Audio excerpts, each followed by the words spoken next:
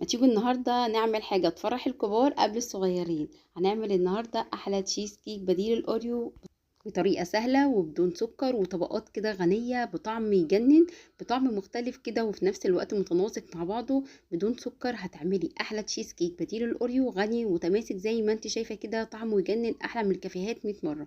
تعالي نعمله في البيت بكل سهولة وفرحي نفسك وفرحي ولادك.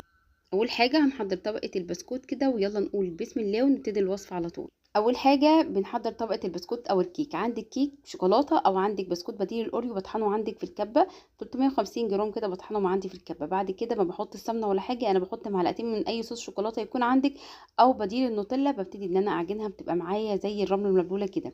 بفردها عندي في صينيه التشيز كيك بالشكل ده وبضغط عليها كويس جدا وبدخلها عندي التلاجة. نحضر بقى الكريمه. بحضر الاول 3 معالق كبار من الجيلاتين، بحطهم عندي في طبق صغير واحط عليهم نص كوبايه من الميه واقلبهم كويس جدا، وبعد كده بركنهم عندي على جنب. بعد كده في بوله ببتدي ان انا احط كوبايه الا ربع من بودره الكريم شانتيه الخام بدون سكر، وبضيف عليه 3 معالق كبار من الجبنه الكريمي، كوبايه من الحليب الساقع. وبعد كده بضربهم عندي بالمضرب الكهربائي لحد ما يبقى عندي القوام يكون ولا هو تقيل قوي ولا هو خفيف قوي بالشكل ده. بعد كده بضيف من صوص شوكولاته او بديل النوتيلا كده تقريبا معلقه او معلقتين بالشكل ده، وده يغنيني ان انا ما احط السكر خالص، وكمان هيخلي لي الكريمه بطعم الشوكولاته. بضربهم تاني بالمضرب الكهربائي، وبعد كده بجيب الجيلاتين بسيحه على حمام ميه او في الميكروويف، وبعد كده بضيفه وبعديه على مصفى كده. لازم اعديه على مصفى، وبعد كده بضربه بالمضرب الكهربائي وبضيفه فوق البسكوت كده بالشكل ده وبسويه وادخله عندي التلاجة لحد ما يتماسك. ده بديل النوتيلا اللي انا عملته عندي في البيت، برضو معمول بدون اي شوكولاته. برضو هنزل لكم الفيديو بتاعته خطير.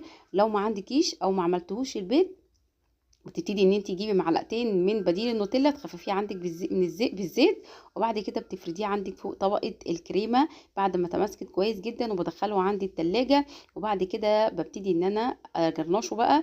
كان عندي بواقي كده البسكوت بتاعت الشوكولاته، بعد كده بحطه كده على الحروف، واجيب القطاعه بتاعتي او بالسكينه وتبتدي تقطعي بقى القطع اللي انت محتاجاها. انا قطعتها على 10، ممكن تقطعيها على 12 زي ما انت حابه، كلها قطع كده متساويه وادتني كميه حلوه جدا ومحترمه. شايفين التماسك بتاع التشيز كيك عامل ازاي خطير. حابه تبقى مرتفع عن كده، بتبتدي ان انت تضاعفي كميه الكريم شانتيه او المقدار بتاع الكريمه بتاعتي. بجرنشه بروزيتات كده من الكريمه اللي كنت ضرباها بالشكل ده، بالشوكولاته برضو. وبعد كده قطع من البسكوت بديل الاوريو وبتقدميها بتحطيها عندك في التلاجة كمان شويه. وبعد كده تبتدي ان انت تقدميها غنيه جدا، طعمها خطير، سهله وبسيطه وبدون سكر، وعايزه اقول لكم كمان بدون فرن. يعني كده حاجة سهلة وبسيطة، وممكن تعمليها ببواقي كيك شوكولاتة أو ميكس ما بين الكيك شوكولاتة أو بديل الأوريو. جربوه جربوه هيعجبكم جدا. يا رب النهاردة تكون الوصفة عجبتكم، ما توحشوا من الفيديو الجاي. أستودعكم الله، السلام عليكم ورحمة الله وبركاته.